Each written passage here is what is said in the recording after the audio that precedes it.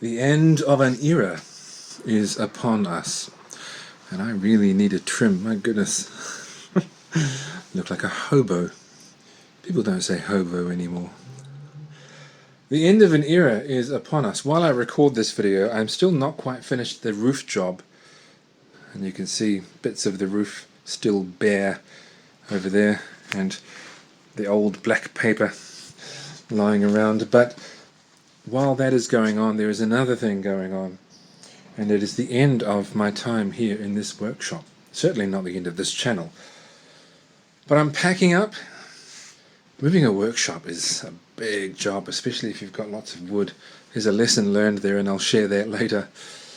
I am packing up and moving to my new space, which you are going to see very shortly. I'm looking forward to it.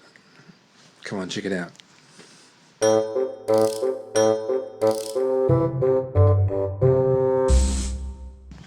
This is the new environment, and what an environment it is.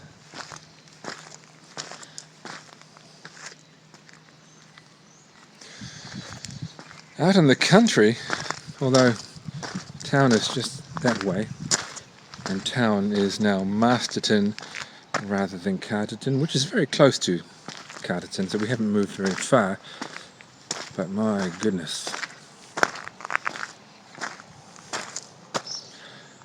I'll show you what I've got now. This is the new workshop. There's almost nothing in it just now. That will change over the next few weeks.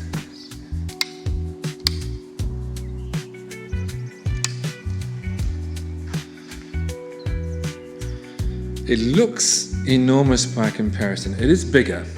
So my old workshop was 10 meters by 6 meters. This place is 10 meters by 8 meters. So I've got a 2 meter wide strip. I guess that's 20 square meters of extra space in here, which is already great. It looks so much bigger because it has a high stud. I don't know what that would be. Is it a 3.6 meter stud? I think that looks like it could be a 3.6 meter stud. Normal studs for modern houses is 2.4 meters. My old workshop was something like 2.05 or some silly number. It was shorter than the average workshop. This is great. That's what makes it feel so spacious. Another feature which will make this super spacious is that in my old workshop I had a lot of shelving for the wood.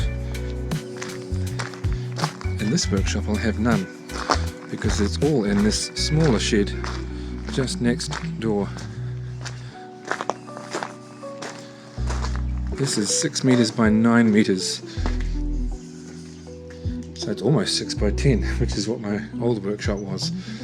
Looks like a lot, doesn't it, when it's all strewn about on the floor. So I'm going to be setting up my old shelving and also building a whole lot more over time to contain this. What a lot of space. And then out the window I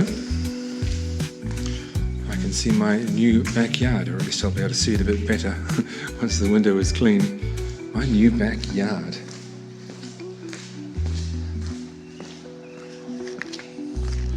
Which is again spacious and very nice.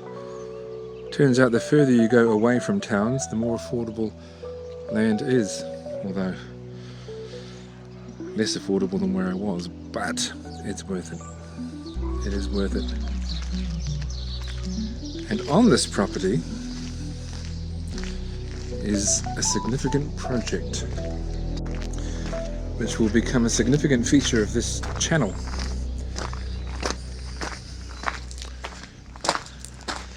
See, the house that we bought here, well, it's an okay house. It had to be at least an okay house or I wouldn't have bought it. But on the property is this.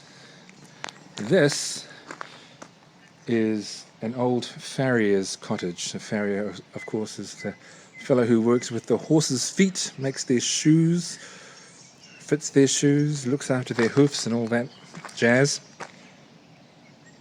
This was built, well, I'm not actually sure, it was built prior to council records, but based on the paperwork that I have, it appears that this cottage was built in the late 1880s. It's a Victorian cottage, and over there is the area where the horses would be when the shoes were put on.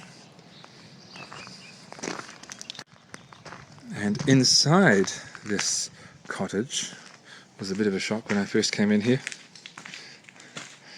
I was greeted with a dirt floor.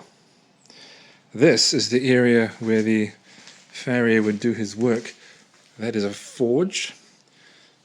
It still works as far as I can tell. It's still in working order. There is the exhaust fan, which is still operational.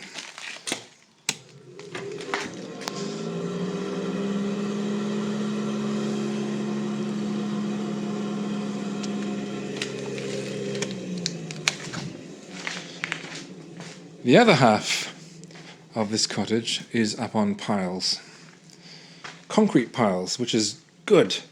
It means they aren't the original piles, which would have been native timber, probably tortilla, and they would have eventually needed replacing. That's already been done at some point, which is very, very good. There are a couple of rooms in here. Now, once upon a time, gosh, lots of cleaning that needs to be done. All the things hanging from cobwebs. All the shelving is just old beer crates. Once upon a time, walls were lined with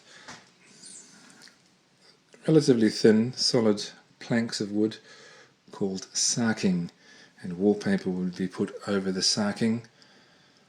We don't do that anymore. I will be pulling off, basically we're going to restore this cottage. I'm going to be pulling off the lining. I might not pull off the lining from the ceiling. That seems like a lot of work. I might just sand or clean it at least. The floor seems to be in mostly very good condition, although every now and then there is a patch that looks like it needs replacing. Like there. The reason this light is on, gosh, look at all the cobwebs. What a place though. The reason that light is on is I pulled the string to turn it on. I pulled the string to turn it off and nothing happened. So it stays on. So when I leave here, I'll just turn the electricity off at the switchboard. It's a big job. A very big job. And this window is absolutely enormous. It's taller than the door. I don't know how we're going to get it. Well, I do know how we're going to get it out because I'll be removing the lining from the walls so we could take it through the walls, but otherwise there would be no way to get it out. I assume that's why someone left it here because it's just too big to move. That may end up being a feature on a greenhouse I'm going to build. But what a place, what a piece of history.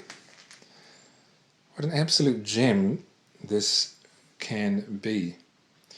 Now I'm not going to leave it exactly as it was when it was built, so it's not going to be a farrier's workshop. This will not be a dirt floor. I will have to dismantle that forge. I have no use for that. As kind of cool as it is, there would be no reason to keep that here. There is a lot of work to do here, but this cottage is a big part of why I chose to buy this property. What a place.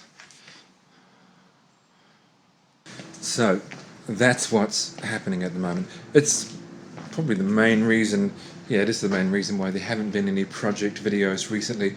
I haven't wanted to launch into any new projects, knowing that I would have to be packing everything up, which I am, and you know, we're getting there.